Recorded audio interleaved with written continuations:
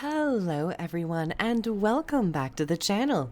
Today we are actually jumping into builds. It seems like it has been so long since I've done a build video and or discussed the builds that I'm currently running. And no brainer, there's an expansion with a bunch of new elite specs. So I was giving it some time. I was expecting balance patches to hit maybe a bit faster, but it seems that we are not getting a balance patch until June 28th or 29th for the PvE experience. Now there are PvP and World vs. World balance coming specifically, but this video is going to be focusing in on a PvE experience. And this build in particular is my Willbender Alacrity sharing build.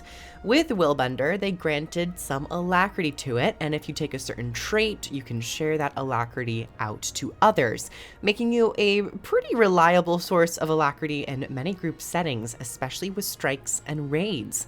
Of course, there are many variables with how many enemies you're hitting, the frequency at which you're hitting, but we'll get into that when we start attacking some mobs out in the open world. Let's get into the build and let's first discuss my equipment. Now I'm taking, of course, legendary armor, and with the convenience of legendary armor, I've taken Diviner, so it's Diviner's everything with Superior Rune of the Pack. This gives me extra power and, more importantly, also boon duration.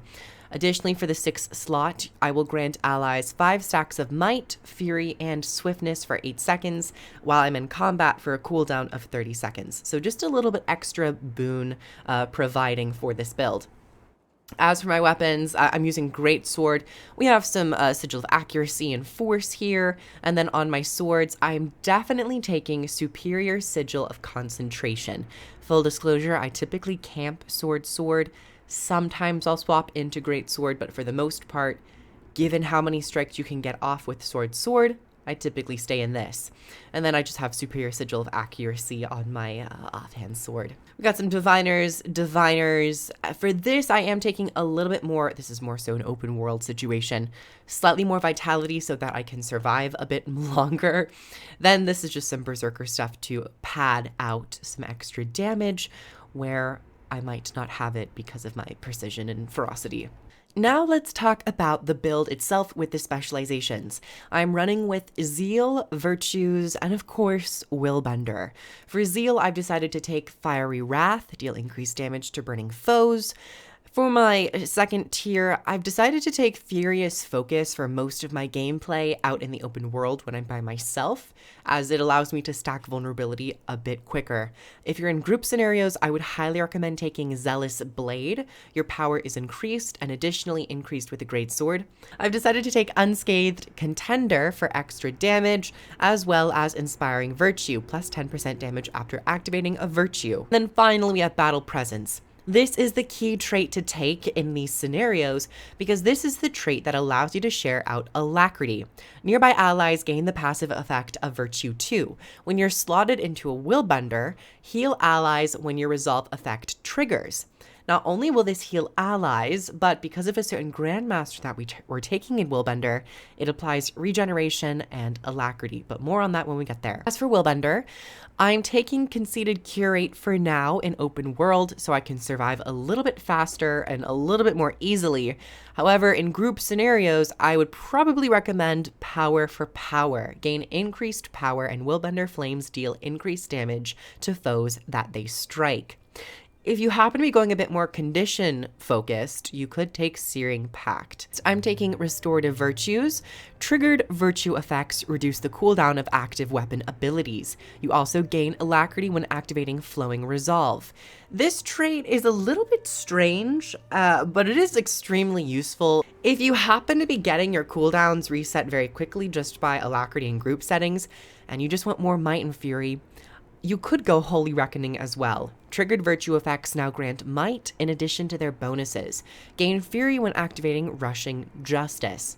And finally, we have Phoenix Protocol. This is the trait that allows you to be an Alacrity generator on Guardian.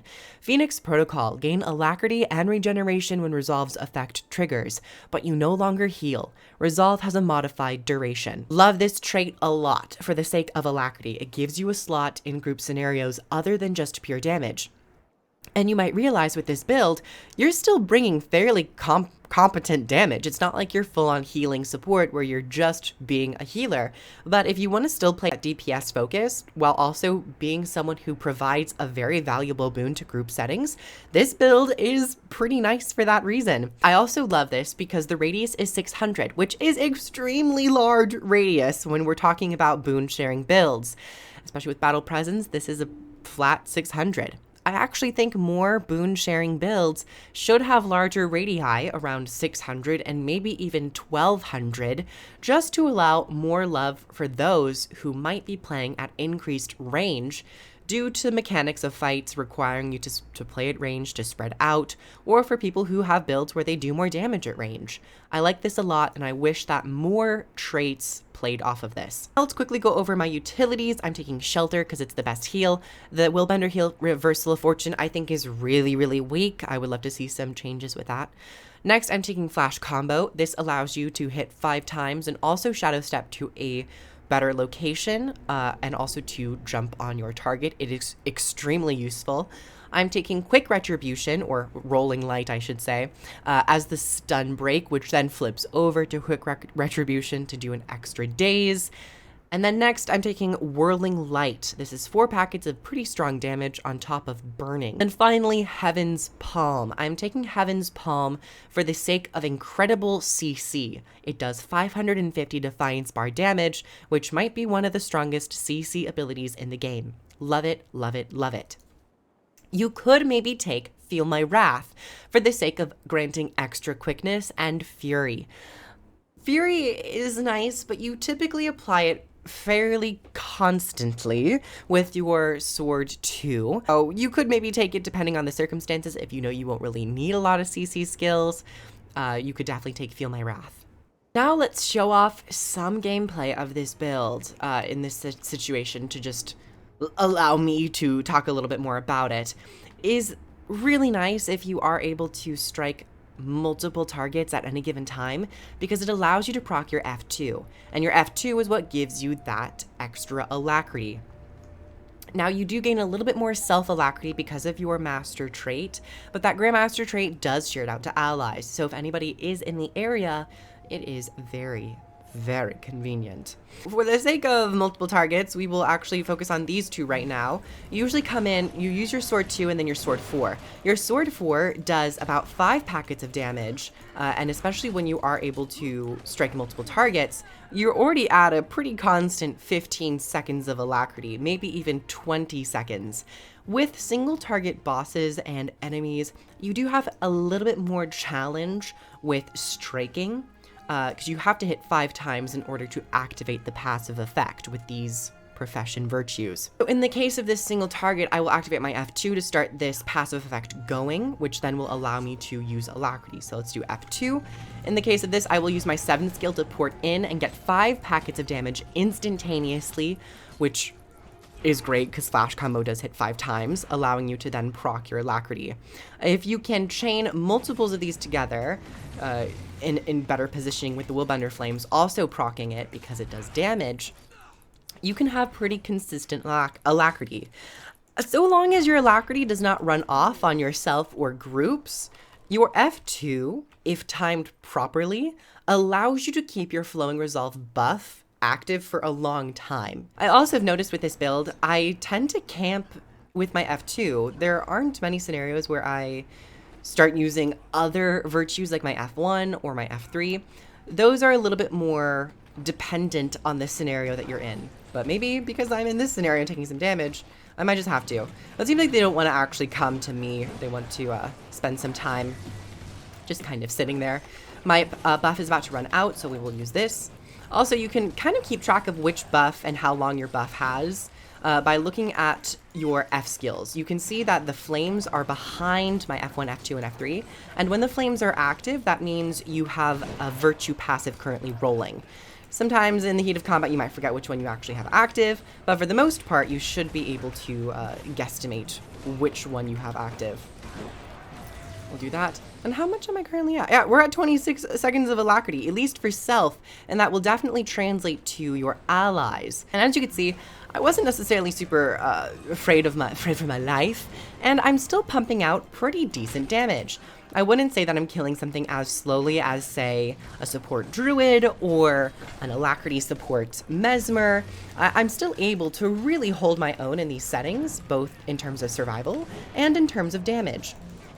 And if you ever need to get extra damage or your Alacrity is running for quite some time, you can then switch over to F1 to activate extra damage. Or if you're in a more sticky scenario and your Alacrity has enough time to persist on yourself and allies, that's when I would recommend using F3 to better sustain yourself with Aegis and stability. Well, everyone, that will be my video for my current Willbender setup for group content, sharing out Alacrity, also regeneration, even though that's not very important, while still being able to pump out some decent damage. I like that we actually have a somewhat more DPS focused build, still able to apply a very supportive boon and highly valued boon in group scenarios, this being of course Alacrity. Now you can augment this build a little bit further to provide some quickness and fury, and even if you take another shout, you can apply additional swiftness, Aegis, and even protection. Thank you all for coming on by. Like the video if you liked it. Comment down below which elite spec build I should share next. Do you have any recommendations? I have some ideas, but I would love to hear from you. If you'd like to support the Patreon to get videos early and also recommend videos, you can head on over there. My Guild Wars 2 End of Dragons playthrough is going up there live and early. Thank you so much, and if you'd like to order End of Dragons, I also have links down below. Thank you so much, ArenaNet. One final note, if you're interested in a VPN service, we have ExpressVPN links down below. Thank you so much, ExpressVPN. Using those links greatly helped me out. Thank you all so much for coming on by, and I'll catch you all in the next video. Bye, everybody. Mwah.